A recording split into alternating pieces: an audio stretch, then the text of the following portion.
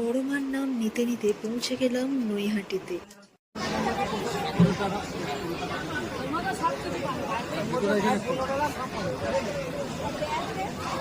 Bag নিয়ে যাচ্ছি, দেখতে পাচ্ছিস না? এখান থেকে মায়ের পুজোর জিনিস নিয়ে আমরা দাঁড়িয়ে পড়েছিলাম লাইনে। উফ, এত লম্বা লাইন, দূর দূর থেকে মন্দিরটাই দেখতে পাচ্ছিলাম না। সবাই মিলে ভাবছিলাম আর বলছিলাম, বড় মা তুমি কোথায়, বড় মা তুমি কোথায়। আর যা গরম, ওই পিচ রাস্তায় খালি পায়ে দাঁড়িয়ে থাকতে কতটা কষ্ট হচ্ছিল। কিন্তু কি করব, মায়ের কাছে এসেছি, হাসি মুখে সব কষ্ট মেনে নেব।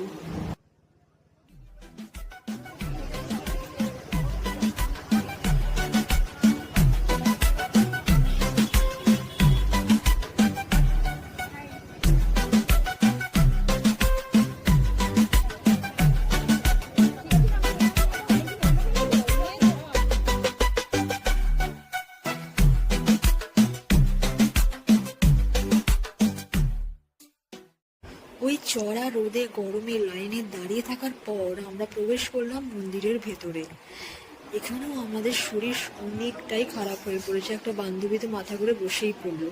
এত কষ্ট করে হলেও শেষ পর্যন্ত পেলাম মায়ের দর্শন। প্রথমবার মায়ের কাছে এলাম। হ্যাঁ, ওই রোদে পিচের ওপর খালি পায়ে দাঁড়িয়ে থাকতে কষ্ট হচ্ছিল ঠিকই, কিন্তু মায়ের কাছে আসার পর এক আলাদাই শান্তির অনুভব হলো। মা তুমি ভালো থেকো, সকলকে ভালো রেখো।